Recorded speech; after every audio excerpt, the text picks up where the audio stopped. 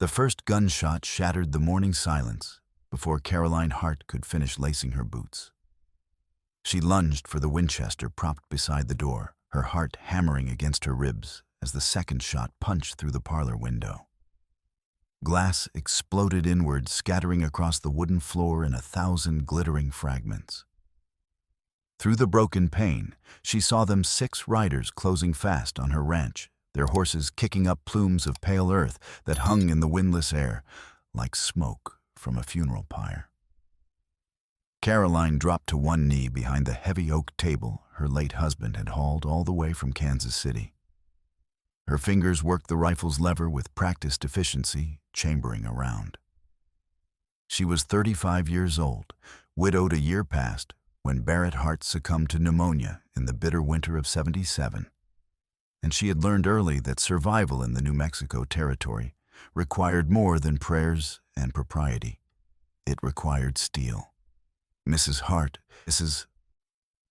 The voice that rang out belonged to Dead-Eye Dick Hale, a man whose reputation for cruelty preceded him into every saloon from El Paso to Santa Fe.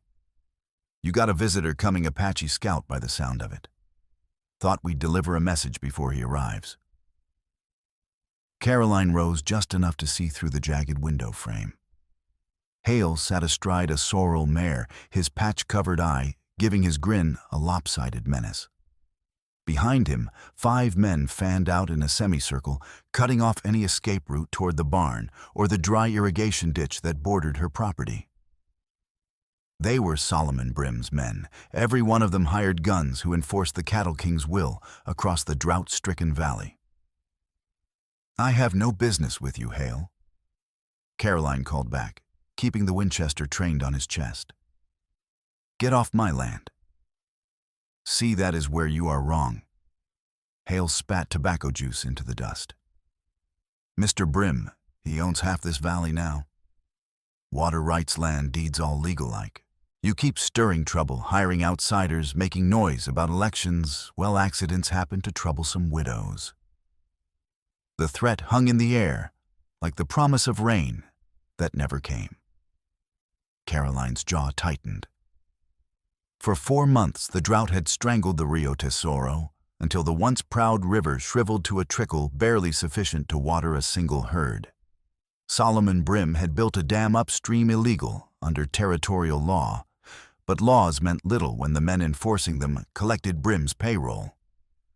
The dam diverted the river's flow into a private canal, feeding Brim's grazing lands, leaving the downstream acequias, the centuries-old Spanish irrigation ditches, bone dry. Caroline's 300 acres sat squarely in the middle of that dying land.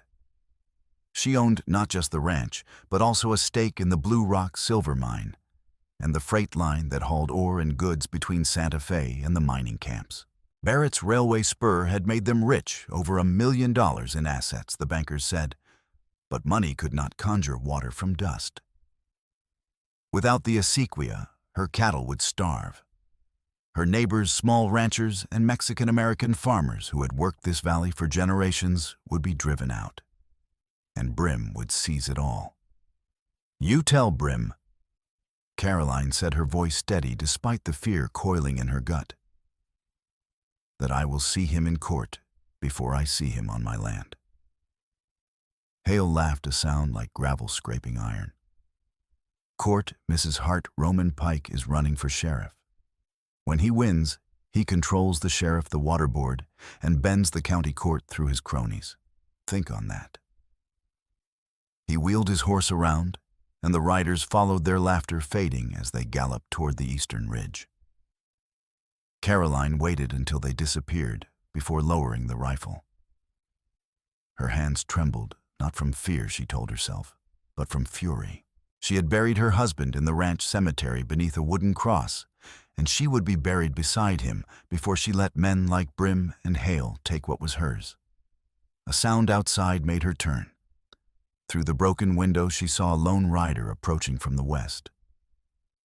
He moved with the economy of someone who had crossed hard country and expected it to be hard again. His horse was a sturdy roan gelding, and he sat the saddle with the kind of balance that spoke of a lifetime spent on horseback. As he drew closer, Caroline noted the buckskin shirt fringed in the Apache way, the Winchester rifle in a worn leather scabbard, the coil of rawhide rope at his pommel. His hair fell straight and black past his shoulders. No hat, no beard. His face was lean, weathered by sun and wind, marked by old scars that told stories Caroline could only guess at. She stepped onto the porch, rifle lowered, but ready. The rider dismounted 20 yards from the fence, his movements deliberate, respectful of the boundary between them. He looked at her with eyes dark and steady as river stones. "You are Caroline Hart," he said. It was not a question. "I am." She studied him openly. "And you are Nantai." He inclined his head slightly. "Marshal Garrett sent word you needed help." "I need someone who knows rivers and tracking," Caroline said. "Someone who will not run when Brim's men come shooting." "I do not run." The simplicity of the statement, the quiet certainty in his voice, steadied something inside her. Caroline had been told to expect him by the U.S. border marshal, who knew Nantai from his scouting days during the Indian Wars. 32 years old Chiricahua Apache, a freeman, who moved between worlds belonging fully to neither. Garrett had said Nantai knew the land better than any surveyor could track a whisper across stone, and had survived things that would break lesser men. "Then come inside," Caroline said, stepping aside. "We have work to do."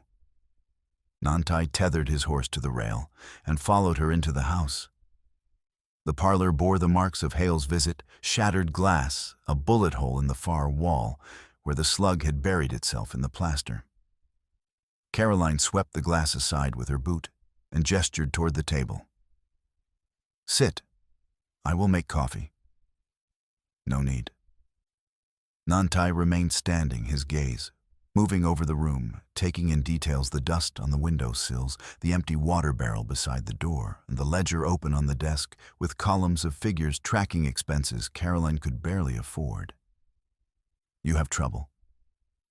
"More than trouble." Caroline poured water from a clay jug, precious now rationed, and drank deeply before offering him the cup. He accepted it with a nod of thanks, his fingers briefly brushing hers. The touch was fleeting, but somehow grounding a silent acknowledgement of shared need. 4 months ago, Solomon Brim built a dam on the Rio Tesoro, Caroline said, setting the cup down. "He diverted the river to his land. My acequia ran dry. My neighbors' fields withered. Families who have been here since before the war are starving out." "And the law?" Nantai asked. "Roman Pike is interim sheriff. He is Brim's man. The election is in 2 weeks, and if Brim's candidate wins..." Caroline's voice tightened. "Then he controls the courts, the water board, everything. Why hire me?" "Because you know rivers. I need proof the dam is illegal. I need to know how they are stealing the water, where it goes, how to stop them." She met his gaze squarely. "And I need someone who will not be bought or scared off." Nantai considered this, then walked to the window. Through the broken glass, he looked out at the parched valley sagebrush and juniper clinging to life, cottonwoods skeletal along the dry riverbed, the foothills hazy in the distance. He had seen land die before. He had watched his own people driven onto reservations where the government promised food and delivered starvation. He understood what it meant to fight for survival when the system itself was rigged against you. "I will stay," he said finally. "But you need to understand, this will not be easy. Men like Brim do not surrender power." "I know." Caroline moved to stand beside him, close enough that he could smell the faint scent of lavender soap she used, could see the fine lines of worry etched around her eyes. "But I will not be driven off my land. Not by Brim, not by Pike, not by anyone." Nantai looked at her, then really looked not at the widow or the wealthy ranch owner, but at the woman standing in her calico dress with a rifle still gripped in one hand and determination blazing in her eyes. She reminded him of the warriors among his people women who fought with the same ferocity as men, because survival demanded it. "Then we start now," he said. "Show me the acequia." They walked together across the dry earth, following the irrigation channel toward the river. The sun climbed higher, turning the valley into an oven. Caroline led the way, pointing out landmarks and the headgate that controlled water flow, now spiked shut by sledgehammer blows. The boot prints and horse tracks left by the men who had done it. The empty cistern that should have been full this time of year. Nantai crouched beside the headgate, examining the damage.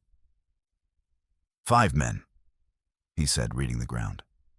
"2 nights ago. They worked fast, knew what they were doing." "Can you tell who?" "One was Hale, the others." He touched a print with his fingertips. 2 are Russian by the size. Boris and Zakhar, maybe. They ride for Brim now. Caroline frowned. The Russian brothers came here 3 years ago, bought land near the creek. Their cattle are dying same as mine. Why would they help Brim choke their own water? Desperation. Nantai stood his gaze following the acequia upstream toward the invisible dam. Brim promises them water if they serve him. They believe because they have no choice. They returned to the house as the sun reached its zenith, the heat pressing down like a physical weight. Inside Maria, the ranch cook had swept up the glass and laid out cold biscuits and dried beef. She was 50 years old, gray-haired with hands strong from decades of labor. She had been with the Harts since they first bought the land, and her loyalty was absolute. "Senora," Maria said quietly, nodding toward the back room. "Tom is worse." Caroline's face tightened. Tom Booker, her foreman, had tried to stop the men who spiked the headgate shut. They had beaten him so badly he could not stand. For 2 days, he had lain in the bunkhouse, coughing blood, and no amount of care seemed to help. "I will send for Dr. Moore," Caroline said. "Moore will not come unless you pay in advance," Maria replied. "Brim has bought his debts." "Then I will pay." Nantai said nothing, but he saw the toll this was taking, the lines of exhaustion in Caroline's face, the way her shoulders sagged when she thought no one was watching. She was fighting alone, and the fight was wearing her down. "There is something else you should know," Caroline said, turning to him. "Before you arrived, I received a telegraph from Santa Fe, a legal warning about the election. But when I went to retrieve it this morning, it was gone. Someone broke into my desk." Nantai's eyes narrowed. "What did the message say?" "That Brim is filing claims against half the land titles in the valley. He says the original Spanish grants are invalid, that the territory can sell the land to whoever bids highest." Her voice shook slightly. "If he becomes sheriff, he controls the courts. He can force sales, seize property, take everything. And if he loses, then the current landowners keep their titles. But I do not trust the count. Pike has already printed the ballots." For a moment, they stood in silence, the weight of the situation settling between them. Then Nantai reached out and steadied her hand, where it gripped the edge of the table, his fingers covering hers briefly, a gesture of support, wordless but solid. "We will find a way," he said. Caroline looked at him, this stranger, who had ridden into her life only an hour ago and was already standing between her and the wolves. She felt something shift inside her chest, something she had not felt since Barrett died. Not trust, not yet, but the possibility of it. "Thank you," she whispered. "You do not need to thank me." "I do." Outside, the wind began to howl, carrying with it the scent of dust and coming trouble. And in the distance, the dry riverbed stretched away like a scar across the valley's face. The body arrived at dawn 3 days later. Caroline was in the barn, checking the hay stores pitifully low after Hale's men had burned the main structure, when she heard the hoofbeats. Two riders came up the ranch road, leading a mule with a corpse draped across its back. She recognized them immediately: Finn O'Rourke, a 38-year-old Irishman with forearms like fence posts, and Teodoro Vega, a 42-year-old Mexican-American who had worked the Blue Rock silver mine since the first shaft went down. Nantai emerged from the bunkhouse where he had been sleeping, his rifle in hand. He had spent the last 2 days scouting upstream, mapping the dam's structure and tracing the diverted water's path. He moved to Caroline's side without a word, his presence a silent reassurance. "Mrs. Hart," Finn said, removing his hat. His face was grim, his eyes red-rimmed. "We found him in the wash below the mine, shot twice, left for the buzzards." Caroline stepped closer, steeling herself. The dead man was Edwin Cole, her bookkeeper. He had been 53, meticulous with figures, the only person she trusted with the freight line accounts. Blood stained his vest, dark and dried in the hot sun. "When?" Caroline's voice was steady, but her hands clenched into fists. "Yesterday afternoon, we reckon," Teodoro said. "We were coming back from the lower shaft and saw the bird circling." Nantai moved to the mule, examining the body with clinical detachment. He checked the wounds, one in the chest, close to the heart, one in the back, likely the killing shot. Then he searched the man's pockets. Empty. But when he opened the coat, something crinkled. He pulled out a folded ledger, its edges charred, pages half burned, as though someone had tried to destroy it and failed. "He was carrying this," Nantai said, handing it to Caroline. She took the ledger with trembling fingers and opened it carefully. The first pages were standard accounting records, columns of numbers and names she recognized from the freight business. But halfway through, the entries changed. Payments marked BS, with amounts that matched no legitimate expense she knew of. Vouchers for dam improvements, signed by officials who, according to the dates, had authorized funds before any construction began. And a list of names: Roman Pike, Dick Hale, Boris, and Zakar, others she knew as Brim's hired men. Next to each name, a sum of money. Bribes. "Edwin found this," Caroline whispered, her throat tight. "He was bringing it to me." "And someone stopped him," Nantai said quietly. Finn cleared his throat, his brogue thickening with emotion. "There is more, Mrs. Hart.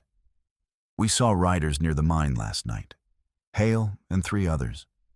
They were asking about Cole, saying he stole from the company, that he was a thief. We did not believe it, but they are covering their tracks," Caroline finished. She looked at Nantai. "If this ledger gets to the territorial governor, Brim is finished. But half the pages are burned. We need the rest of the records." "Where would Cole have kept the originals?" Nantai asked. "At his house in Copper Creek. But if they killed him for this, they have already searched it." Teodoro spat into the dust. "Then we go there first, before Brim's men burn what is left." Caroline nodded slowly. Copper Creek was 10 miles east, a cluster of buildings along the dry riverbed, where miners, ranchers, and merchants traded goods and gossip. It was dangerous to go there now. Pike's men controlled the town, but they had no choice. "We leave tonight," she said. They buried Edwin Cole that afternoon in the ranch cemetery, a small plot where Barrett Hart already lay beneath a weathered wooden cross.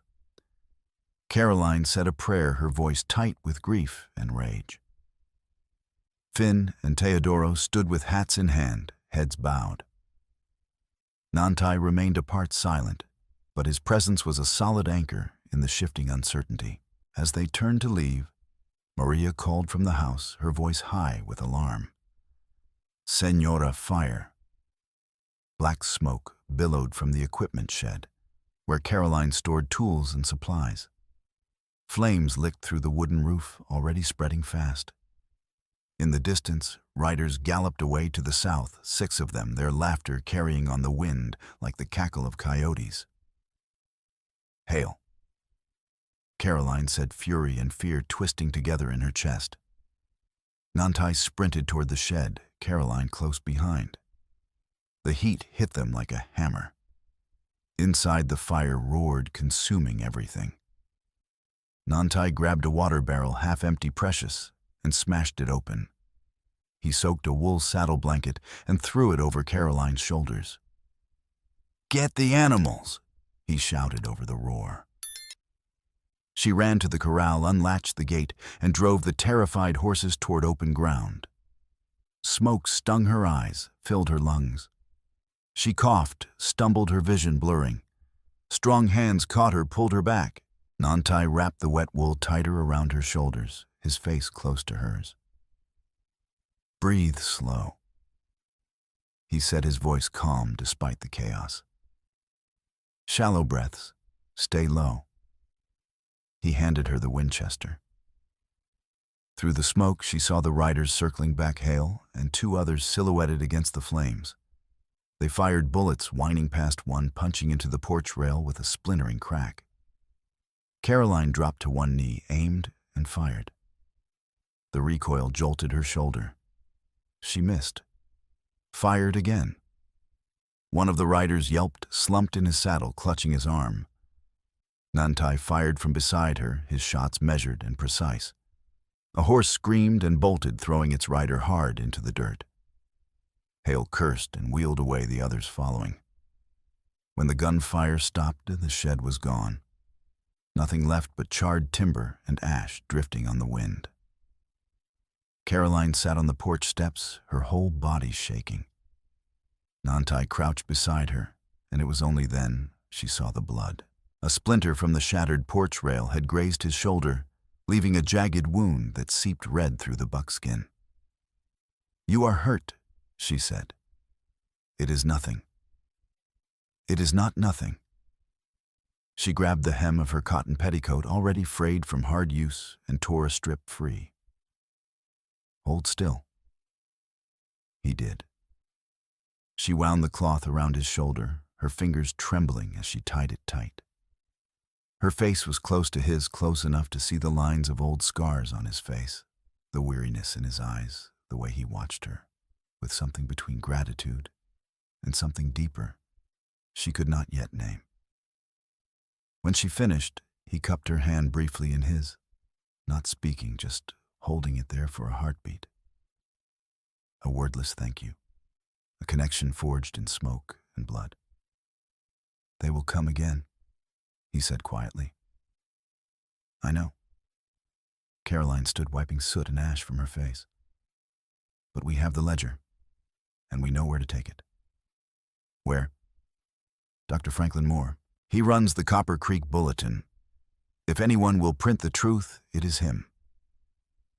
Nantai nodded. "Then we leave at first light. But Pike will try to stop us." "Let him try."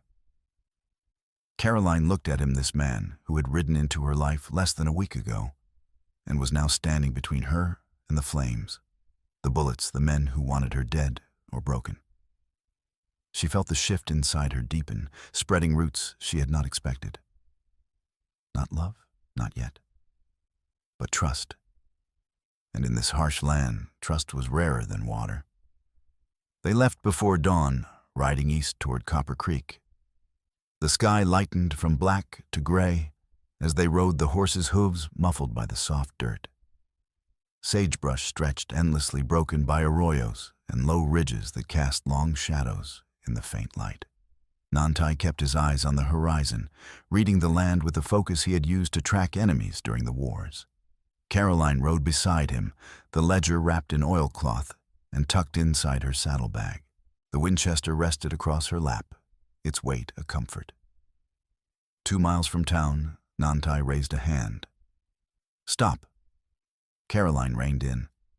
He dismounted, crouched, studied the ground with fingertips that barely touched the earth. "Checkpoint," he said. "Fresh tracks, many horses all shod, military style." "Pike." "Yes, he is blocking the road."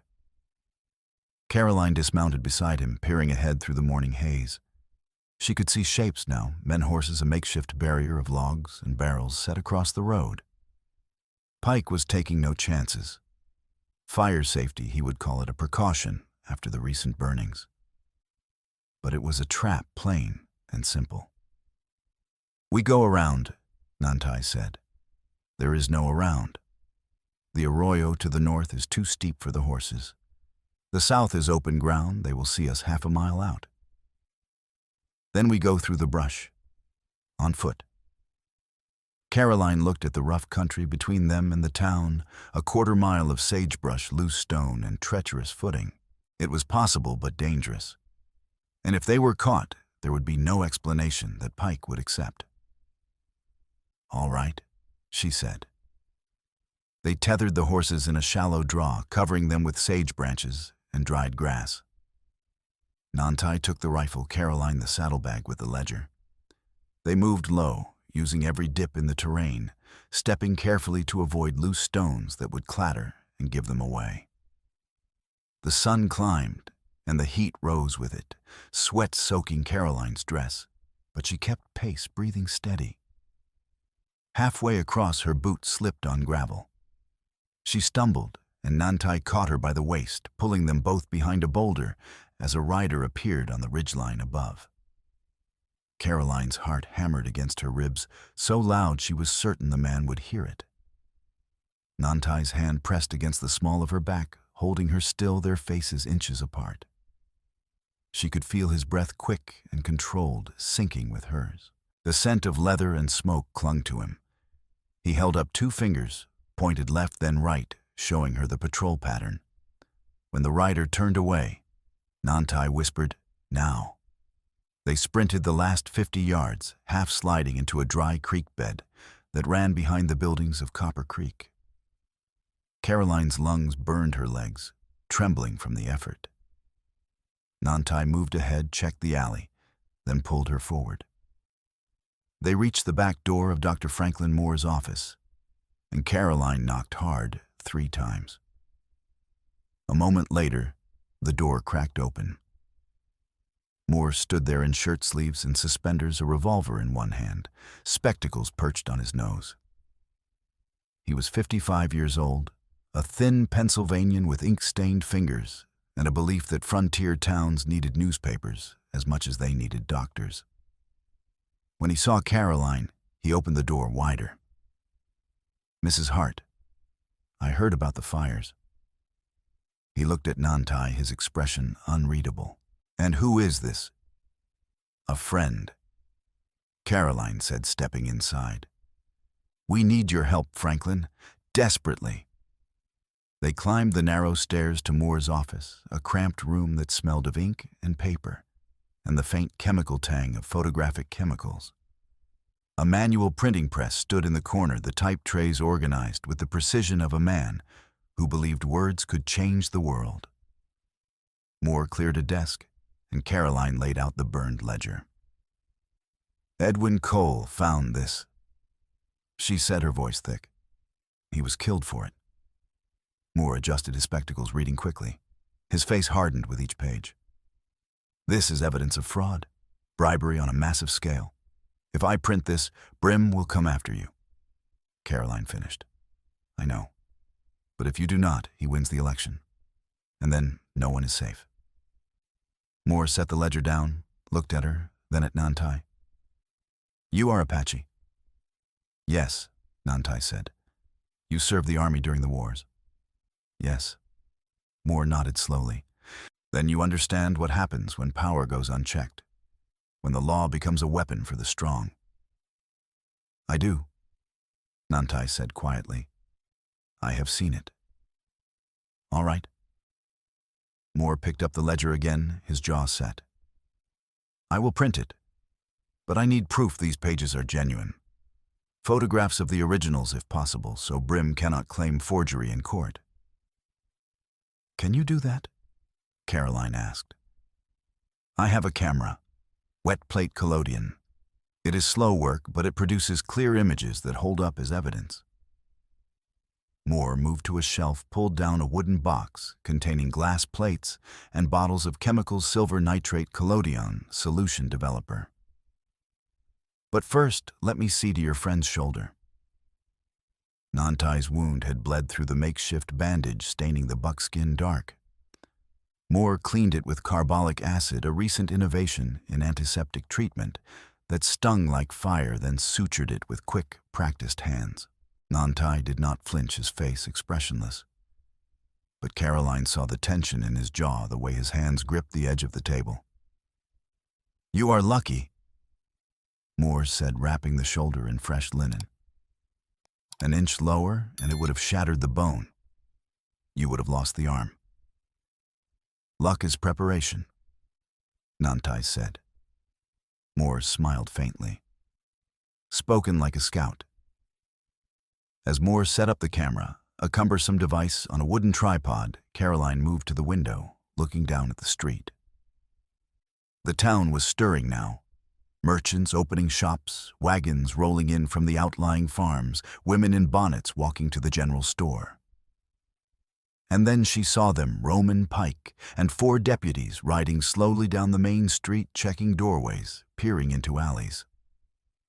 "They are here," she said, her stomach dropping. Moore cursed under his breath, his hands moving faster over the glass plates. "They must have found your horses."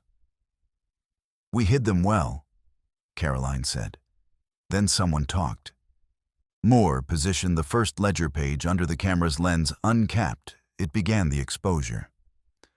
The process took agonizing minutes per shot. Coat the glass plate with collodion, sensitize it in silver nitrate, expose it.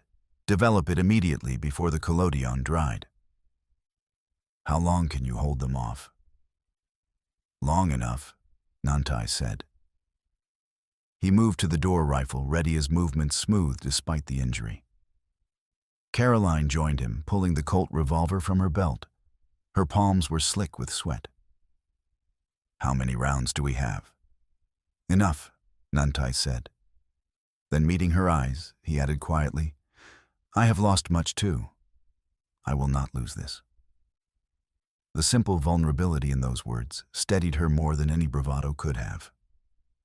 She nodded, and they waited. Pike's voice echoed from the street below, loud and officious. "Moore, send out Mrs. Hart and the Apache. This is official business." Moore ignored him, focusing on the camera. "One more plate, one more page." "Moore." Pike shouted again, closer now. "I am coming up." Footsteps on the stairs, heavy and deliberate. Nantai stepped into the narrow hallway, Caroline behind him, her Colt raised. The first deputy, who appeared a young man with a scraggly beard, took one look at the rifle, aimed at his chest, and stopped. "Turn around," Nantai said, his voice flat. The deputy hesitated. Pike is not here. You are. Turn around, or I will put you down." The deputy turned, descended. But Pike was already halfway up, his own revolver drawn. He saw Nantai, saw Caroline, and his face split into a grin. "You are making this too easy, Mrs. Hart. Assaulting a lawman, that is a hanging offense in this territory." "We have not assaulted anyone," Caroline said, her voice steady despite the fear coiling in her gut. "Yet. Drop the guns, or I will shoot you both where you stand. Shoot a widow in a doctor's office." Moore appeared in the doorway, wiping his hands on a rag stained with chemical residue. "That will look bad in the election, Roman. Voters tend to frown on that sort of thing." Pike's grin faded. "This does not concern you, Moore." "Everything in this town concerns me. I print the news, remember." Moore stepped forward, and though he carried no weapon, there was steel in his voice. "You want Mrs. Hart? Then you arrest her properly, with a warrant, signed by a judge. Not this back-alley intimidation." Pike's jaw worked, his hand tightening on the revolver.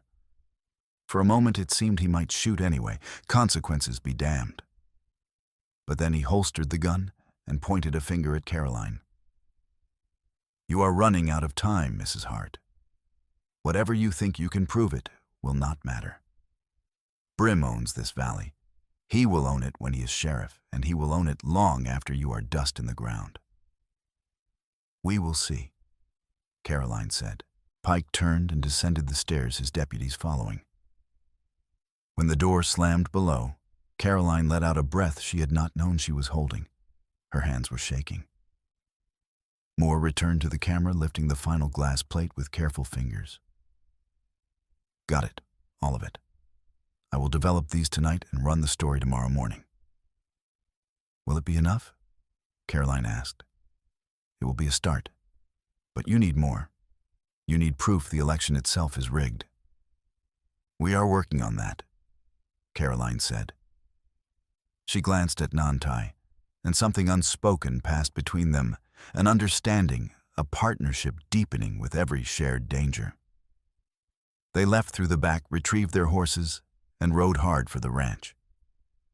But as they crested a ridge 2 miles out, Nantai pulled up short. In the distance, smoke rose from the direction of the Blue Rock mine, thick, black smoke that spoke of disaster. Trouble, he said. More than trouble. Caroline whispered, her heart sinking. That is where Finn and Teodoro work. They spurred the horses faster, the animals straining beneath them, hooves pounding the hard earth. The sun climbed higher, merciless, and the valley behind them seemed to hold its breath. The mine was burning.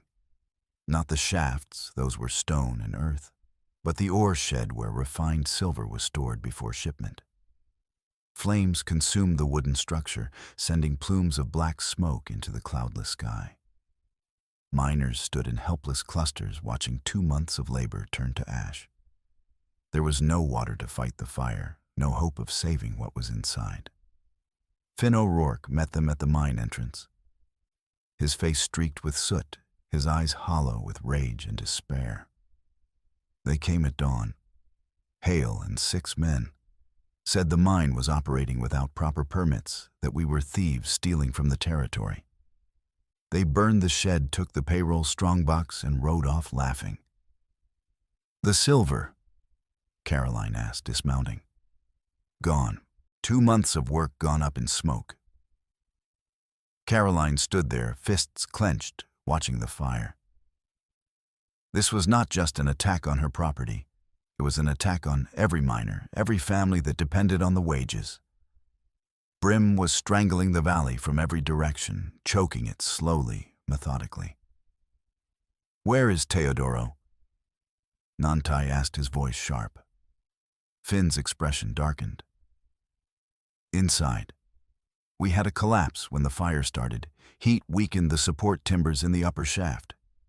Teodoro went down to get the men out. How many men? 3 trapped, including Teodoro. Nantai handed Caroline his rifle without a word and started toward the mine entrance. Caroline grabbed his arm. It is too dangerous, she said. The whole shaft could come down. He looked at her, and she saw no hesitation in his eyes. Then it is dangerous. Wait here. He disappeared into the darkness, taking a lantern from the entrance. Caroline stood with Finn, the minutes stretching unbearably long. Other miners gathered, murmuring prayers in English and Spanish, waiting. The fire in the ore shed collapsed inward with a roar, sending embers spiraling into the sky like dying stars. When Nantai emerged, he was carrying 1 man over his shoulder, leading 2 others by the arm. Teodoro came last, limping badly, his leg wrapped in a torn shirt soaked with blood. They stumbled into the sunlight, coughing black soot from their lungs. Timber cracked. Teodoro gasped, sinking to his knees. Nantai braced it with a jack timber long enough for us to crawl clear. Caroline moved to Teodoro, immediately kneeling to check his leg. The wound was deep, a jagged gash, where falling rock had caught him, but not life-threatening if treated quickly. She tore more strips from her petticoat, now sacrificed piece by piece to this war, and bound the injury tightly. You need a doctor, she said. I will live. Teodoro looked past her at the burning shed, his face twisting with bitterness. But the mine will not. Without the silver, we cannot pay the men. Without pay, they cannot stay. Their families will starve. Brim wins again. Not yet, Caroline said, standing. She turned to face the gathered miners, 30 men, maybe more, their faces etched with exhaustion and fear and the slow-burning anger of the dispossessed. Listen to me. Brim thinks he can burn us out, starve us out, drive us away like animals. But we are still here. And as long as we are here, we fight. Fight with what? A voice called from the back. We have no water, no money, no law on our side. We have the truth, Caroline said. Dr. Moore is printing evidence against Brim, proof of bribery, fraud, theft. The election is in 10 days. If we can hold on until then, if we can get that story to every voter in this valley, we can stop him. Another voice, this one female, and sharp as a blade. And what about the water, Mrs. Hart? We cannot drink promises. Adele Larkin pushed through the crowd. She was 28 years old, small-framed but fierce, a schoolteacher who had come west from Boston with more ideals than sense and had somehow survived. She taught the children of miners and ranchers in a one-room schoolhouse near Copper Creek, and she had no patience for cowards or empty words. The water is the key, Caroline said, meeting her gaze. Nantai and I are going to the dam. We are going to find proof that Brim built it illegally, and we are going to tear it down. That is suicide, Adele said flatly. Brim has guards at the dam day and night. You will never get close. Then we will find another way. Caroline held her ground. Do you have a better idea, Miss Larkin? Adele studied her for a long moment, then stepped forward. Actually, I do. I know where Brim is storing the ballot boxes for the election. Caroline stiffened. Where? His warehouse in Copper Creek? Locked in the back room along with crates of rifles and ammunition. I saw them last week when I was delivering school books. The door was ajar and I looked inside. Did anyone see you? Nantai asked, his voice quiet but intent. No, I was careful. Caroline thought quickly. If they could get to the ballot boxes, prove Brim planned to rig the vote, combined with the ledger evidence Moore was printing, it might be enough to force a federal investigation. Might be enough to stop this before the election ever happened. Can you lead us there? Caroline asked. Tonight, after dark. Then we go tonight. Finn stepped forward, his jaw set. I am coming with you. No, Caroline said firmly. You have a wife, Finn, and 3 children. If this goes wrong, if it goes wrong, we all lose, my family included. Finn's Irish brogue thickened with emotion. My children will not grow up in a valley ruled by men like Brim. I am coming, and that is final. Nantai looked at him, weighing, then nodded once. We leave at midnight. They spent the afternoon preparing. Nantai scouted the route into Copper Creek, finding an alley approach that avoided the main streets and Pike's patrols. Caroline cleaned her rifle and checked her ammunition, counting each precious cartridge. Adele borrowed a wagon from the mine, claiming she needed to transport books, a cover story simple enough to be believed. When the sun set and the valley turned cold, they gathered at Caroline's ranch. Maria brought food: cornbread, beans, dried beef that tasted like leather, but filled the belly. They ate in silence, the weight of what they were about to do settling over them like a shroud. Caroline caught Nantai's eye across the table. He was watching her, his expression unreadable, but not unkind. She thought of the way he had pulled her from the smoke, and the way he had caught her on the ridge, the way his hand had steadied hers. He was still a stranger in many ways, his past a country she could not fully enter. But he was here, and that mattered more than anything. At midnight, they rode. Copper Creek was quiet and most of the town asleep. They left the wagon at the edge of town and moved on foot, Nantai leading Adele, guiding Finn and Caroline, covering the rear. The warehouse was a long, low building near the railroad spur used to store freight before shipment to Santa Fe. The door was padlocked heavy iron that would not yield easily. "Wait," Adele whispered. "There is a side window, second from the end. It does not latch properly." They circled to the window, and Nantai pried it open with his knife.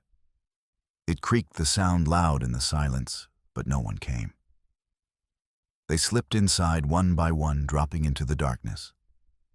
The interior smelled of burlap and dust and machine oil. Crates were stacked high, marked with shipping labels. Nantai moved deeper, Caroline close behind her Colt, drawn and cocked. In the back room they found the ballot boxes, 4 wooden crates with county seals stamped on the lids. Nantai broke one open with a pry bar, the wood splintering. Inside were pre-marked ballots, hundreds of them all filled out for Solomon Brim and Roman Pike. "By thunder," Finn breathed. They were not even trying to hide it. "They did not think anyone would look," Adele said bitterly. Caroline rifled through the other crates, finding more ballots, telegraph forms, and a bundle of papers tied with string. She unfolded one, a telegram from Brim to Pike, dated a week earlier: "Secure the ditch. Use force if necessary. Cost is no object." "This is it," Caroline said, her heart pounding. "This is proof." A door slammed somewhere in the warehouse, the sound echoing through the cavernous space. Footsteps, voices, multiple men. "Someone is here," Nantai said, his voice barely a whisper. They froze. The footsteps grew louder, accompanied by the clink of spurs and the creak of leather. Caroline's pulse hammered in her ears. They had been discovered. "Out the window," Nantai whispered urgently. "Now." But before they could move, the door to the back room burst open. Dick Hale stood there, flanked by 3 men, all armed with revolvers. He grinned when he saw them, a predator's smile. Well, Mrs. Hart, I knew you could not stay away. You were like a moth to flame, stupid and easy to swat." Caroline raised the Colt, but Hale was faster. He fired the shot, deafening in the confined space. The bullet grazed Finn's arm, spinning him around with a cry of pain. Caroline fired back her shot, going wide in the chaos. Nantai lunged forward, closing the distance, slamming into Hale and driving him into the wall. They grappled Hale's revolver, skittering across the wooden floor. "Run!" Nantai shouted, his voice hoarse. Caroline grabbed Finn, half dragging him toward the window. Adele climbed through, first nimble and quick, then reached back to help pull Finn out. He gasped, clutching his bleeding arm, but he made it. Caroline turned back. Nantai was on the ground, now 2 of Hale's men pinning him down. One of them raised a boot, aiming for Nantai's injured shoulder. Caroline did not think. She grabbed a wooden crate heavy full of nails or bolts and hurled it with all her strength. It hit the man square in the head, and he dropped like a stone. Nantai twisted free, drove an elbow into the second man's gut, and scrambled to his feet. But Hale was back up, blood streaming from his nose, drawing a long knife from his belt. "Move," Caroline shouted, firing a shot that forced Hale to duck. Nantai dodged the knife, grabbed Hale's wrist, and twisted hard. The blade clattered to the floor. Hale swung a wild punch connected with Nantai's jaw, snapping his head back. Nantai staggered, but did not fall. Instead, he shoved Hale backward into a stack of crates, buying precious seconds. "Go!" Nantai yelled again, and this time Caroline obeyed. She climbed through the window, and Nantai followed, pulling it shut behind him, just as more men poured into the room. They ran through the alleys, boots pounding, the hard-packed dirt, lungs burning. Behind them, shouts erupted, and then gunfire, bullets cracking through the night, one splintering the wooden fence beside Caroline's head. They reached the wagon, piled in, and Adele whipped the horses into a gallop. The wagon careened through the dark streets, bouncing over ruts, the wheels threatening to shatter with every impact. Caroline fired back blindly, forcing Hale's men to take cover. They careened out of town, the night swallowing them, and kept riding until the lights of Copper Creek were distant pinpricks behind them. 2 miles out, they finally slowed. Finn was bleeding steadily, his face pale. Nantai's jaw was swelling where Hale had hit him, already turning purple. Adele's hands shook on the reins, her breath coming in ragged gasps. "Did we get enough?" Finn asked weakly, pressing a hand to his arm. Caroline held up the bundle of telegrams and the stack of pre-marked ballots, evidence that could not be denied. "We got it, all of it." "Then it was worth it," Finn said, and promptly fainted. They rode through the night, the valley dark and endless around them, the stars cold and indifferent above, and the weight of what they carried heavier than any silver. Dr. Moore arrived at the ranch by mid-morning, summoned by Maria's urgent message. He treated Finn's arm, a clean graze, painful but not dangerous, and checked Nantai's shoulder, which had torn slightly during the fight. Moore worked in grim silence, his lips pressed into a thin line. When he finished, he laid out the telegrams and ballots on Caroline's dining table, along with the photographs he had developed from the ledger pages. He also brought a magnifying glass, and from his satchel a sample of Barrett Hart's signature from an old freight contract Caroline had signed over to him for safekeeping. "I wanted to verify the ledger entries before I printed the full story," Moore said quietly. "So I compared signatures from multiple documents." Caroline watched as he placed 2 papers side by side, a page from the burned ledger showing an authorization for the dam construction, signed by someone with access to official stamps, and the freight contract. Both bore what appeared to be Barrett Hart's signature. "They match," Moore said, his voice careful, gentle, even. "Your husband approved the initial water diversion, Caroline." Caroline stared at the signatures, her mind racing, rejecting the words even as her eyes confirmed them. "That cannot be right. Barrett fought Brim over water rights for months. He would never." "Look at the date," Moore interrupted softly. He pointed to the ledger entry. "This authorization was signed 8 months before Barrett died. At that time, Brim was offering him exclusive freight contracts, a monopoly on hauling cattle and ore. The promise was that the dam would create more grazing land, which would mean more cattle to ship, which would make the freight line vastly more profitable. Barrett would not betray the valley for money," Caroline said, but even as the words left her mouth, doubt crept in. She had loved her husband, but she had also known his ambitions. The freight line had been his dream, his legacy. Maybe he did not see it as betrayal, Moore said gently. Maybe he thought it was just business. Or maybe Brim had leverage, threatened to bankrupt him if he refused. We will never know. But the signature is real, Caroline. And there is more. He pulled out another document, yellowed and creased, a legal contract she recognized immediately. Her marriage contract.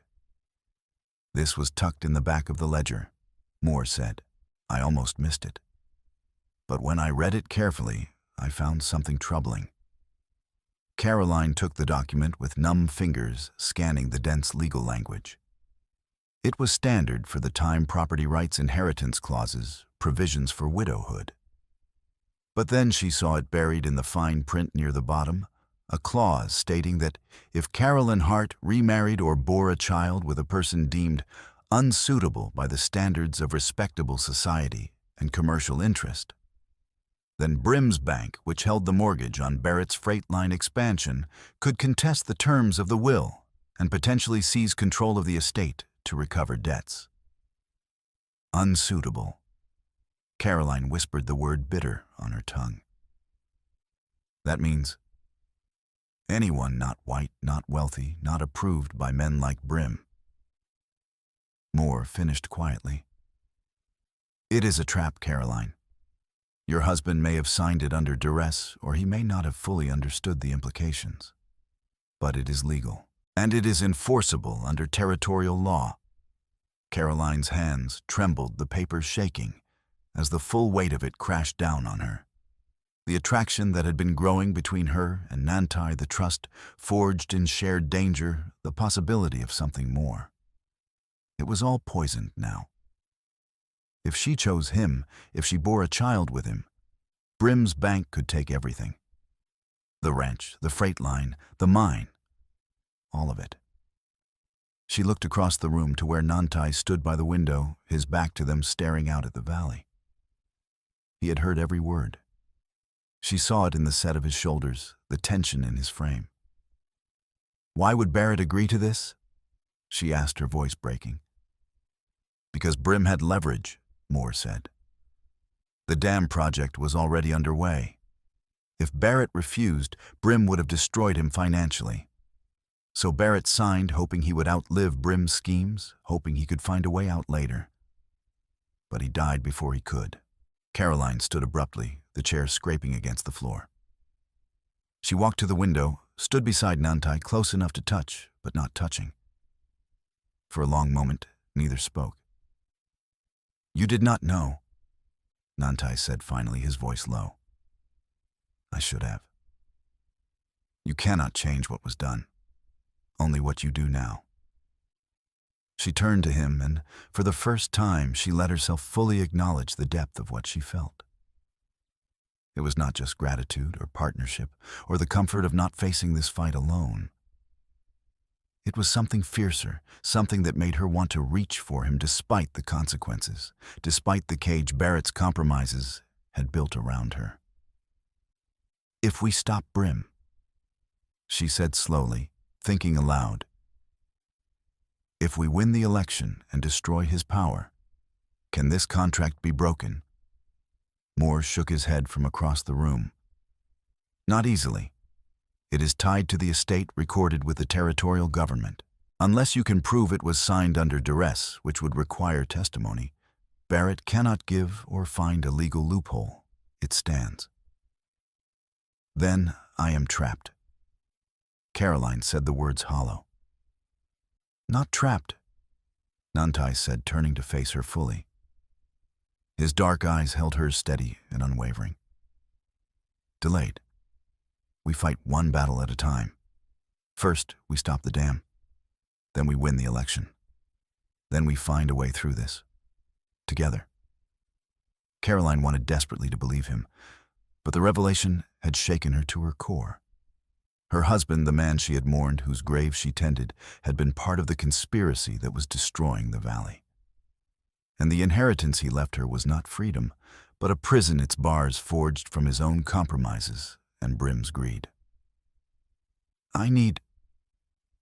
She stopped, swallowed hard. I need time to think. Nantai nodded, understanding in his eyes.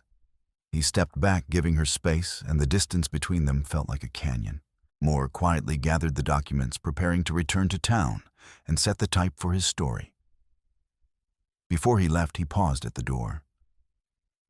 For what it is worth, Caroline, he said, you are not your husband. His choices do not define you. What you do now, that is what matters. After he left, Caroline sat alone on the porch, wrapped in a blanket, against the evening chill, staring out at the valley, as twilight turned the sky purple and gold. The land stretched away, endlessly beautiful and harsh and unforgiving. She had fought so hard to keep it, but now she wondered if she was fighting to preserve a legacy built on betrayal. Nantai emerged from the barn, where he had been checking the horses. He hesitated, then walked to the porch and sat beside her, not too close, respecting the space she needed. For a long time they sat in silence, the only sound the wind moving through the sagebrush. I have lost much too, Nantai said quietly, breaking the silence. My people, my land, the life I thought I would have. But I learned that survival is not about what you have lost. It is about what you choose to fight for with what remains.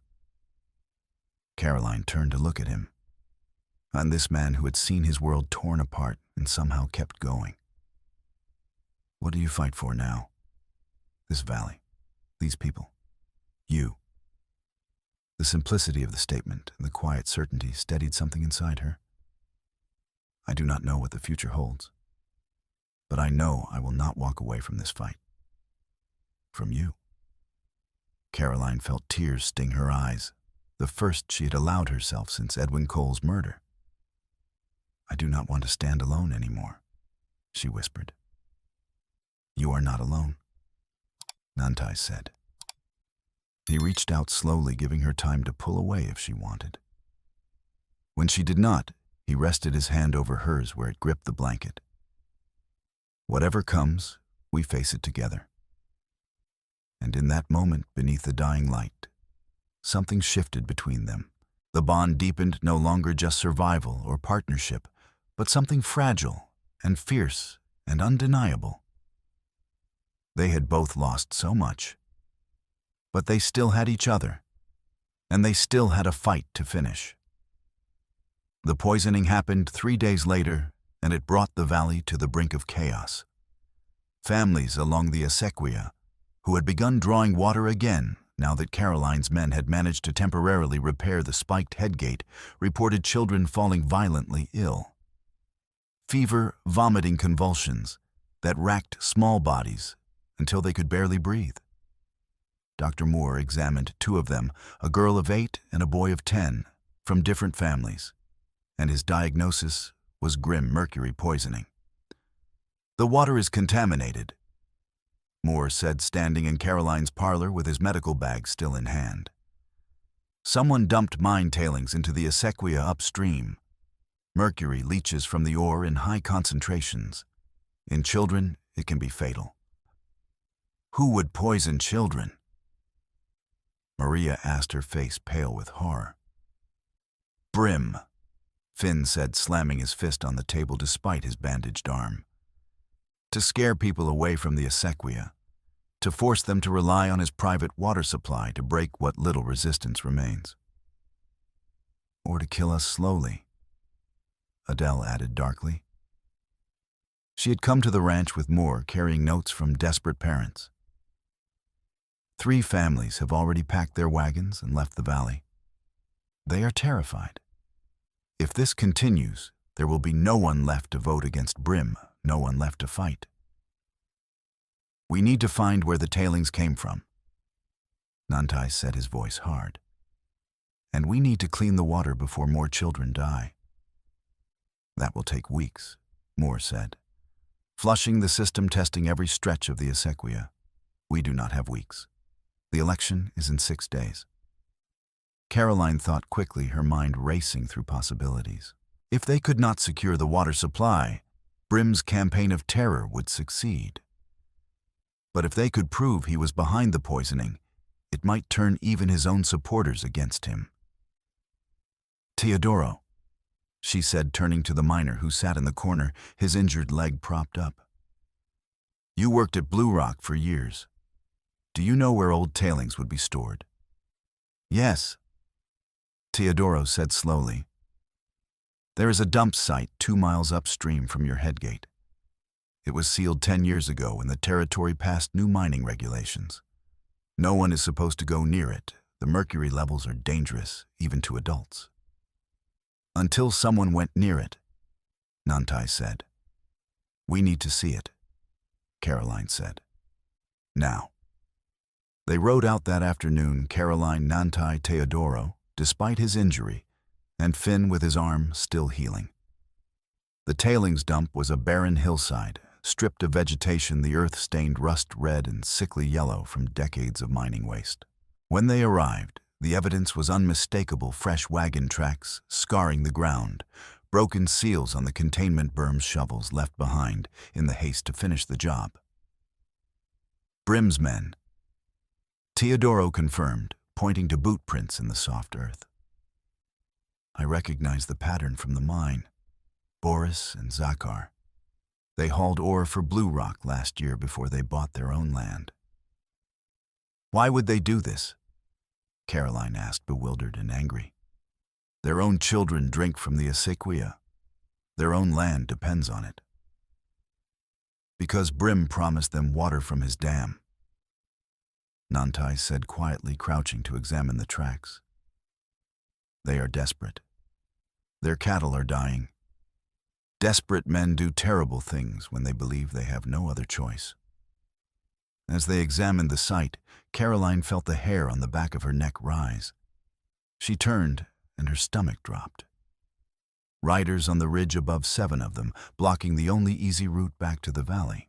Boris and Zakar sat their horses in front, their faces hard and unreadable. Behind them, 5 hired men with rifles. Mrs. Hart. Boris called down, his Russian accent thick. You should not be here. This is public land. Caroline shouted back, her hand moving to the Winchester. You have no right to stop us. Mr. Brim says no one comes here. Zakar added, his voice flat.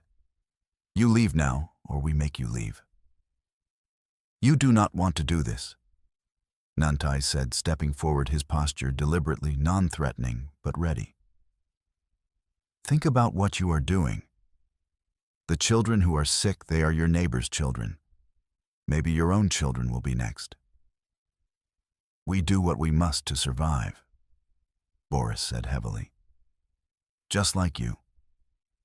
For a moment, the 2 groups faced each other across the barren hillside, tension crackling in the hot air. Then Finn spoke up, his voice carrying clearly across the distance. Boris, Zakar, I worked with your crew at Blue Rock 2 years running. You are good men, honest men. Do not let Brim turn you into killers. Do not let him make you poison children. We are not killers, Zakar said, but his voice wavered slightly. Then what do you call poisoning the water? Caroline demanded, her voice shaking with fury. Those children could die. And for what? For a promise from a man who will throw you away the moment you are no longer useful to him. He gives us water, Boris said. You give us nothing but words. I give you the truth, Caroline shot back. Brim's dam is illegal. When the election is over, when the truth comes out, it will be torn down. And when that happens, you will have nothing. No water, no protection, no future. Help us stop him, and we can share the river. All of us together, like it was meant to be. Boris and Zakar exchanged glances, a whole conversation passing between them in silence. For a heartbeat, Caroline thought they might lower their rifles, might choose a different path. Then a shot cracked across the hillside. Finn jerked in his saddle, a red stain spreading across his chest like a blooming rose. He slumped forward, and Teodoro lunged to catch him, screaming his name. The shot had come from behind a hidden rifleman on the opposite ridge. Hale! Nantai yelled, his voice raw. Dead-Eye Dick Hale stepped into view, his rifle still smoking, his one good eye gleaming with malice. Enough talk. Time to choose sides, boys. Chaos erupted. Boris and Zakar's men fired more out of panic than intent, their shots wild. Nantai returned fire with deadly precision, forcing them to scatter. Caroline slid from her horse and dragged Finn down, cradling his head. The bullet had gone through his lung, blood bubbling on his lips with each labored breath. She pressed her hand desperately against the wound, trying to stop the bleeding, but it poured through her fingers, hot and unstoppable. Rose. Finn whispered, his Irish brogue faint, the light already fading from his eyes. Tell Rose, tell her I tried. Tell her I am sorry. I will. Caroline choked out, tears streaming down her face. I promise. I will tell her everything. Finn smiled faintly, a ghost of his usual grin. And then his eyes went still. Empty. Caroline knelt there in the dust and blood, her hands soaked red as gunfire crackled around her. Nantai pulled her back behind a boulder, his own rifle barking as he returned fire. Teodoro was weeping, shouting curses in Spanish, firing wildly at the ridge where Hale had been. The Russian brothers and their men scattered, retreating down the far side of the ridge, wanting no part of this fight anymore. Hale vanished into the scrub brush like the coward he was. When the shooting stopped, Finn's body lay motionless in the dirt, and the silence that followed was deafening. They wrapped him in a blanket and tied him across his horse. The ride back to the ranch was the longest of Caroline's life, each step a reminder of the cost of this war. They buried Finn that evening beside Barrett and Edwin Cole, the cemetery growing crowded with the dead. Rose O'Rourke came with her 3 children, clinging to her skirts, her face hollow with shock and grief. Caroline gave her Finn's wedding ring, still sticky with blood, and repeated his last words. Rose took the ring, held it to her lips, and said nothing. What was there to say? The valley had taken another husband, another father, another family shattered by Brim's greed. That night, after Rose had taken her children home, and the miners had dispersed into the darkness, Caroline sat on the porch, wrapped in a blanket against the cold. She stared at her hands, scrubbed clean, but still feeling the ghost of Finn's blood, and wondered how much more they could endure. Nantai came and sat beside her without a word. He did not offer platitudes or empty comfort. He simply sat close enough that their shoulders touched, sharing his warmth. After a long silence, Caroline rested her head against his shoulder, too exhausted to maintain the distance. Grief demanded, "I do not want to stand alone anymore." She whispered the words torn from somewhere deep inside her. "You are not alone," Nantai said quietly, his voice steady and sure.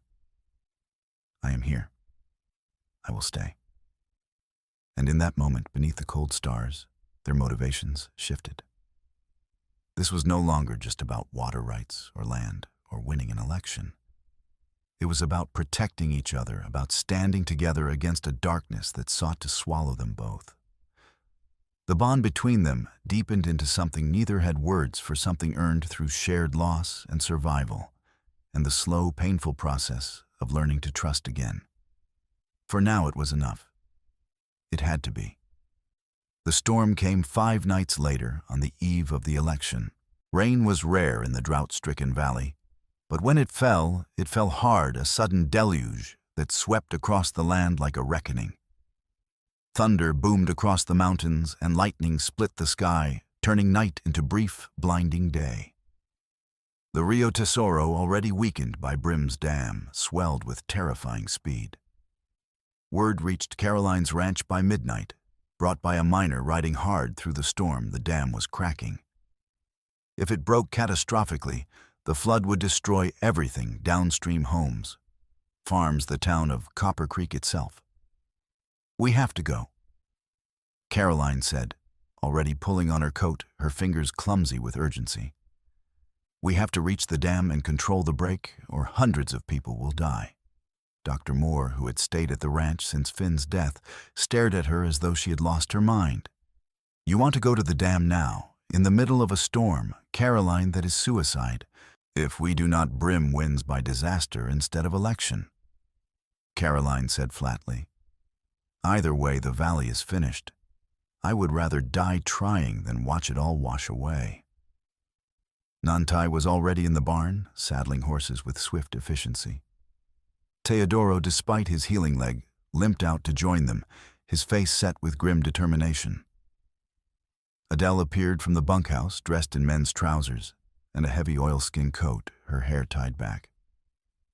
"I am coming too," she said, her voice brooking no argument. "You will need every hand." They rode through the storm rain, lashing their faces like needles, the wind howling through the arroyos.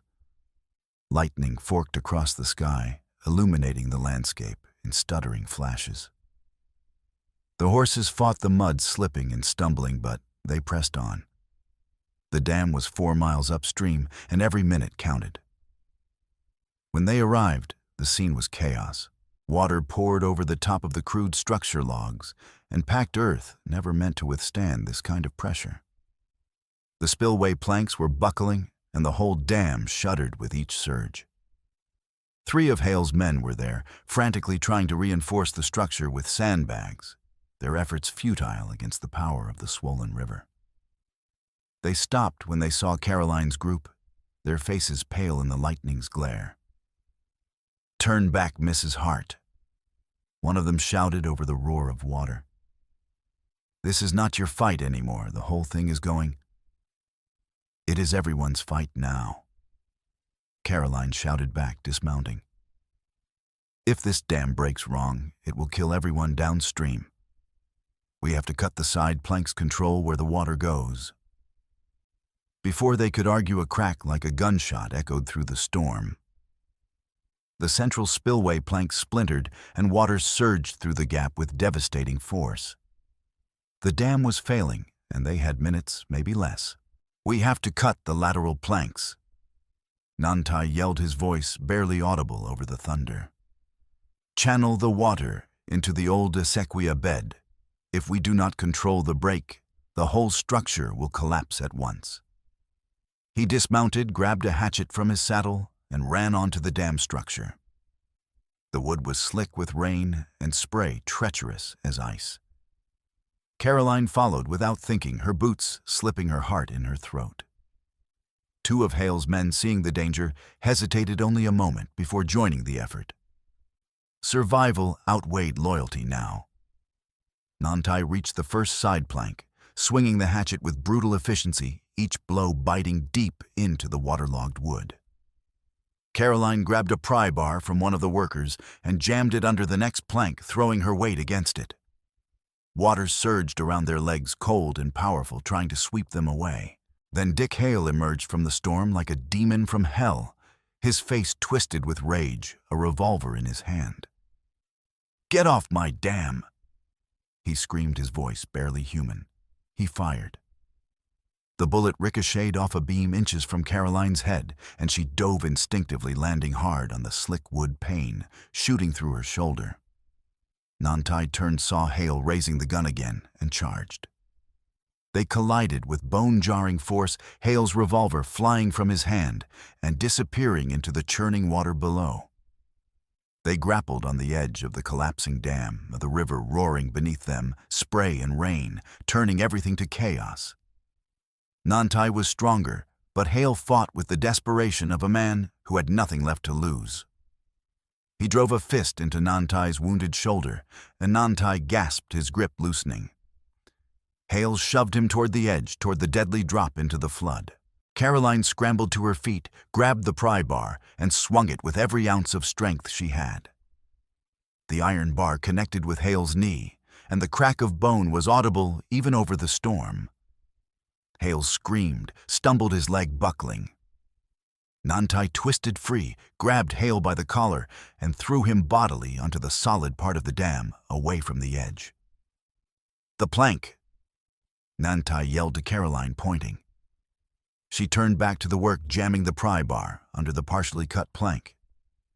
Together, Caroline, Nantai, and 2 of Hale's own men, who had finally understood what was at stake, they pried and cut until the plank broke free with a splintering crack. Water surged through the new opening, powerful but controlled now, flowing into the channel that fed the sequoia instead of cascading uncontrolled into the valley below. "One more," Nantai shouted, pointing to the opposite side. "Balance the flow." They fought their way across the shuddering structure. Lightning struck close, so close, Caroline felt the hair on her arms stand up, smelled ozone and scorched earth. A support beam cracked beneath her feet, and she felt herself falling. Nantai's hand shot out, caught her wrist, hauled her up with strength born of desperation. Their eyes met for a split second, and she saw everything in his gaze: fear, determination, something deeper that had no name.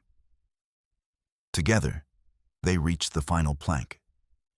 Nantai swung the hatchet Caroline pried, and with a sound like a breaking bone, the wood gave way. Water surged through both controlled openings, the pressure equalizing. The dam groaned, shifted, but held. The catastrophic collapse was averted. On the bank, Hale's men dragged their boss away, half carrying him toward the horses. Hale's face was twisted with pain and fury, but he was beaten, and he knew it. "It is over, Hale," one of his own men said wearily. "Let it go." They rode away into the storm, and Caroline sank to her knees on the muddy ground, shaking uncontrollably. Nantai knelt beside her, water streaming down his face, and for a moment they just breathed alive against all odds. They returned to Copper Creek at dawn, soaked to the bone and exhausted beyond measure. The polls would open in 2 hours. Moore's story, the ledger, the ballots, the telegrams, all of it lay stacked in front of his newspaper office, ready for distribution. The Copper Creek Bulletin's bold headline read, "Brim Empire, built on fraud and blood." But there was still one more fight to finish.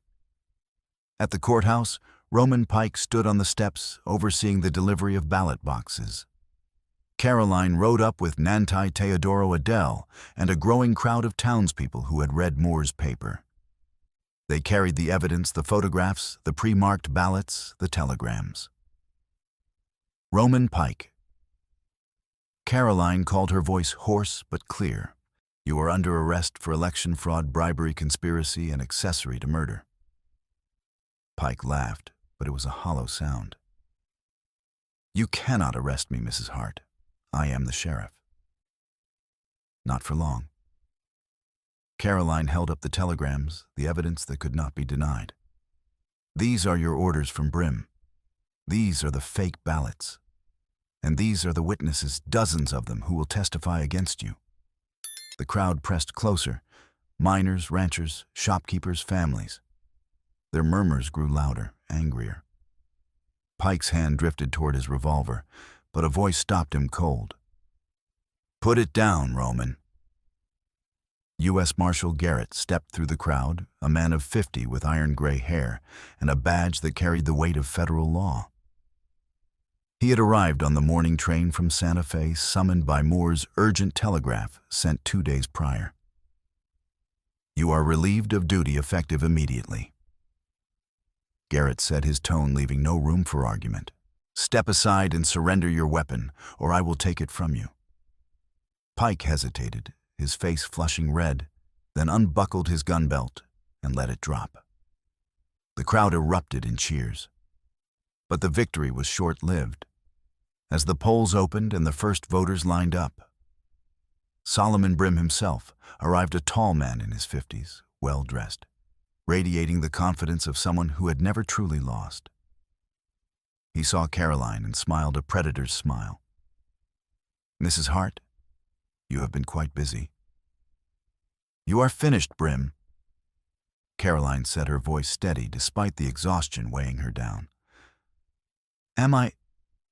He gestured expansively to the courthouse, the town. "The people will vote.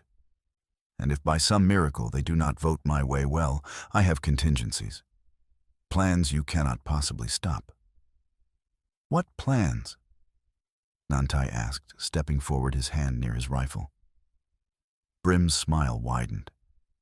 "Ask your late husband, Mrs. Hart." "Oh, wait, you cannot. But you can ask his ledger, the one that shows he approved every contract, every payment, every compromise that built this valley.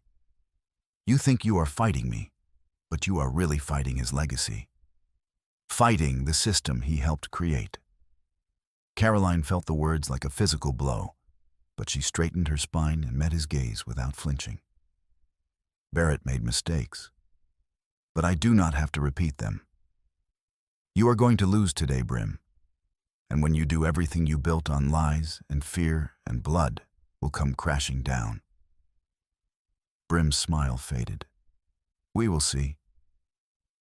By noon, the votes were tallied under Marshal Garrett's watchful eye and the scrutiny of volunteers from both sides. Brim lost by a landslide. The new sheriff elected by the people was Tom Callahan, a rancher known for fairness and honesty. The new council moved immediately to void the fraudulent water contracts, and Garrett opened a formal criminal investigation into Brim's activities. But Brim was not there to face justice. Somewhere between the vote count and the announcement, he had slipped away, fleeing south toward the Mexican border. Let him go? Moore said, exhausted but relieved. He has nothing left. No power, no money, no future. No. Caroline said, her voice hard as stone. He has Finn O'Rourke's blood on his hands. He has Edwin Cole's murder to answer for. I will not let him escape. Nantai looked at her and understood. Then we ride. They took a posse, Caroline, Nantai, Teodoro, and 2 deputies appointed by the new sheriff. They tracked Brim south through the foothills, following the trail of a desperate man running out of options and allies. The land grew rougher, rockier, climbing toward the territorial border. On the 2nd day of pursuit, they found him on a basalt rim overlooking a deep canyon. And he was not alone. Rose O'Rourke, Finn's widow, sat bound on the ground, her face bruised, terror in her eyes. Brim held a knife to her throat. Stay back. Brim shouted, his voice cracking. I will kill her, I swear I will. Let me pass and she lives. Caroline's blood ran cold. Rose must have been traveling to her sister's home when Brim intercepted her, using her as leverage for safe passage into Mexico. Let her go, Brim.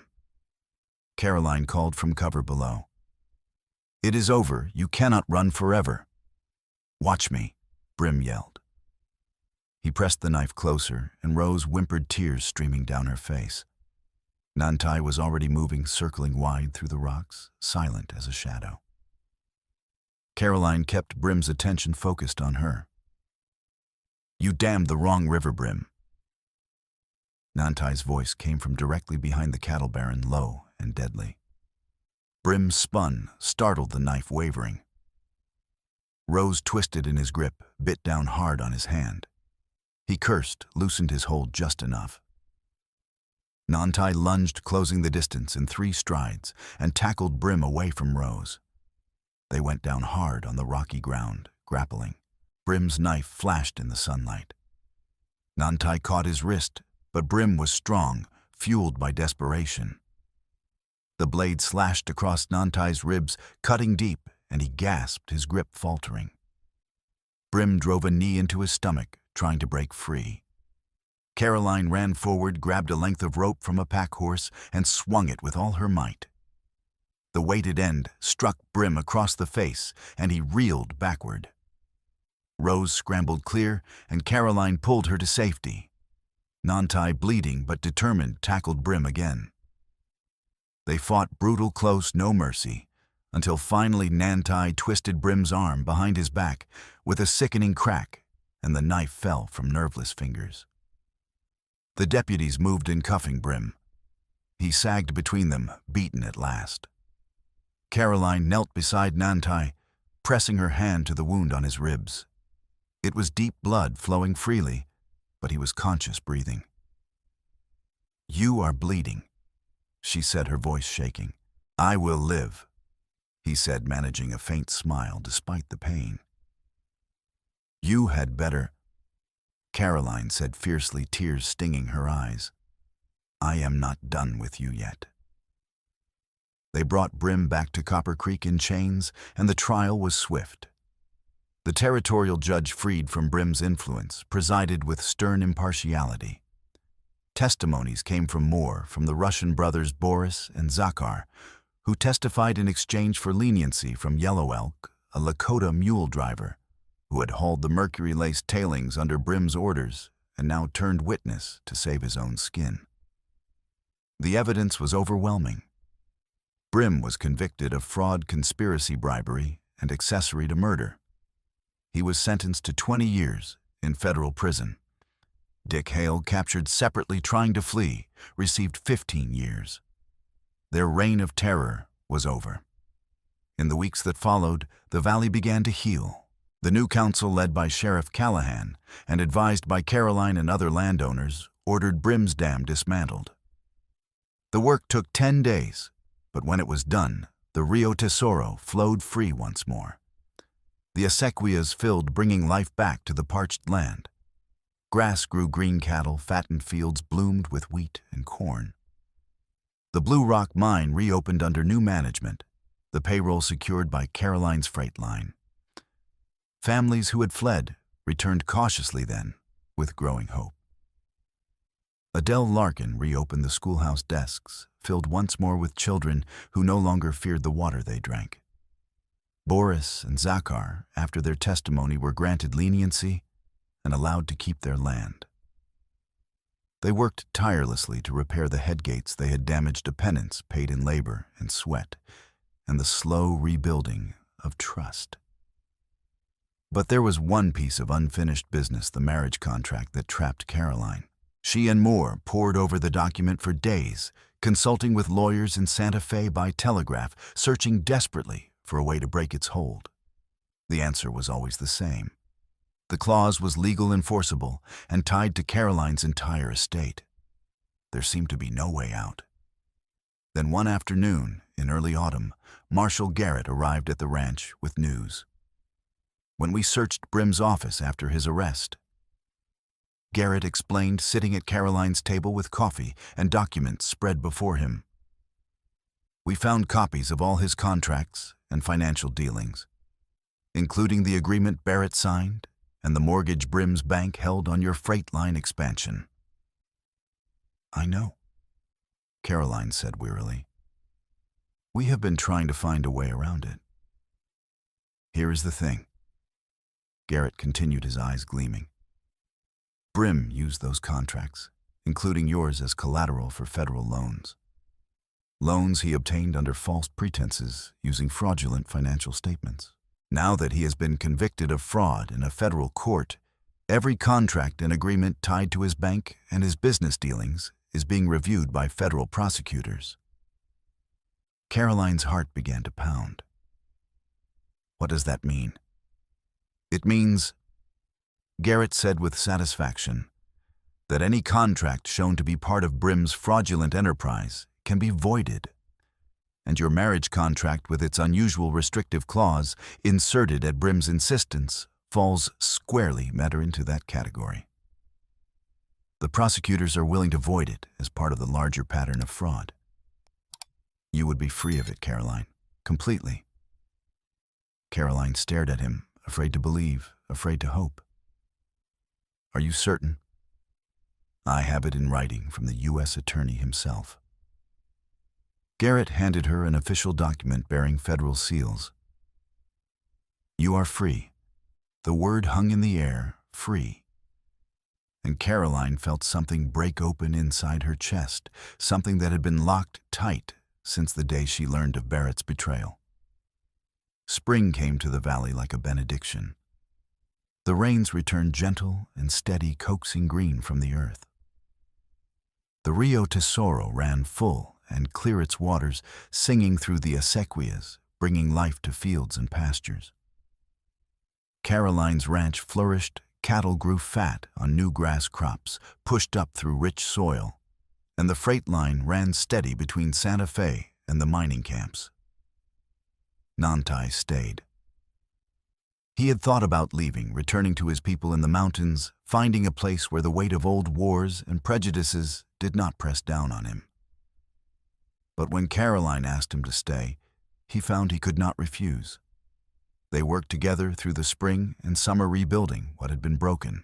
Nantai repaired the headgate system, taught the ranch hands water management techniques his people had used for generations, and scouted water sources in the hills for future dry years.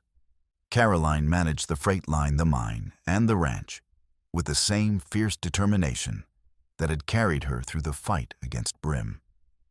And in the quiet moments when the work was done and the valley rested, they found each other. It was not the romance of dime novels or theater plays. It was simpler, truer, harder won. It was Caroline and Nantai, sitting side by side on the porch at sunset shoulders, touching, sharing coffee in comfortable silence. It was Nantai, steadying Caroline's hand when she loaded supply wagons, his fingers lingering just a moment longer than necessary. It was the way they moved together now, in sync, each anticipating what the other needed without words. One morning in early summer, Caroline found Nantai by the river, watching the water flow with the quiet contentment of someone who had finally found peace. She walked down to stand beside him, the grass soft beneath her boots. "You showed me a way to stand," she said quietly. He turned to look at her, his dark eyes warm. "You stood before I came. You do not need saving, Caroline. You never did." "I do not," she agreed, a smile touching her lips. "But I want a partner. Someone to stand beside, not behind. Someone to build a family with, honest and true."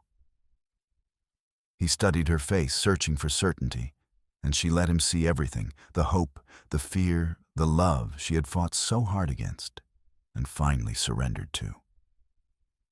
"You know what that will mean," he said carefully. "People will talk. Laws may still challenge us. The world is not kind to—" "Let them talk," Caroline interrupted. "I have fought cattle kings and corrupt sheriffs and the ghost of my own husband's mistakes. I can fight small minds too. And I will. With you. If you will have me." Nantai smiled then, a rare and genuine smile that transformed his face. "Then I am yours. If you will have me." "I will," Caroline said, and reached for his hand. They were married by a traveling circuit judge in late summer in a small ceremony on the ranch. Adele Larkin stood witness alongside Teodoro and Maria. Dr. Moore printed the announcement in the Copper Creek Bulletin, and though some readers grumbled and a few families refused to trade with Caroline's businesses, most simply accepted it. The valley had been through too much to waste energy on hate. By autumn, Caroline discovered she was expecting a child. The news brought joy tempered with realistic caution. Frontier childbirth was dangerous, and they both knew it.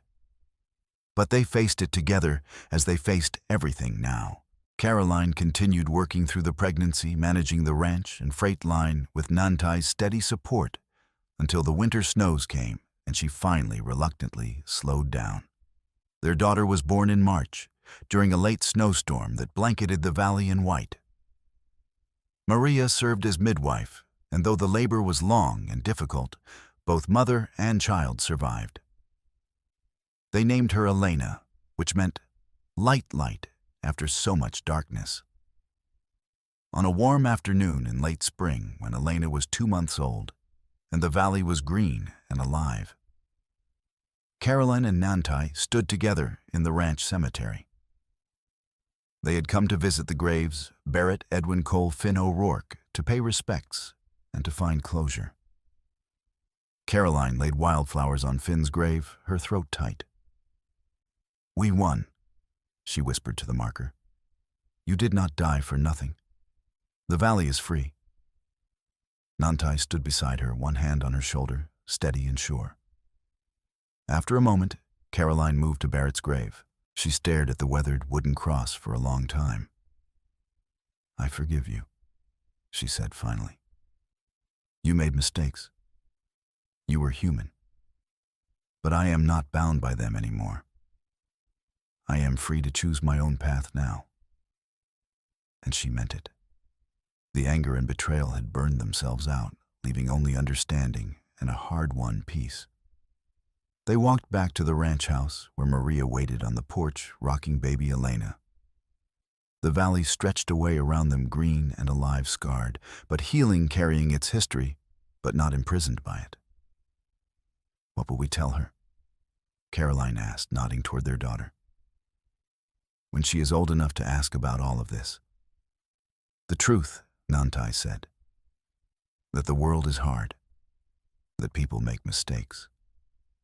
That fighting for what is right costs more than you think you can pay." He paused, then added, "But also that you can survive. That you can find love even in the hardest places. That you can build something good from the ruins." Caroline leaned against him, her head on his shoulder, and looked out at the land they had fought for and won. It was not a perfect ending. Life never offered those. There would be more droughts, more struggles, more prejudice to overcome. Their daughter would grow up in a world that might not accept her, fully caught between her mother's world and her father's heritage. But they would face it together, and they would teach Elena to be strong, to fight for justice, to stand tall in the face of hardship. In the parlor, Dr. Moore and Adele were planning the Valley's first proper school with books and supplies Caroline had agreed to fund. Teodoro was training new miners at Blue Rock, ensuring the work was done safely and fairly. Yellow Elk had become the freight line's most reliable driver, trusted and respected. Even Boris and Zakar had become allies of a sort, their children playing with the other Valley children without the weight of old enmities. The Valley lived, the water flowed, and a new generation was being born into a world still hard and beautiful and unforgiving, but a world with hope, with justice, with the possibility of change.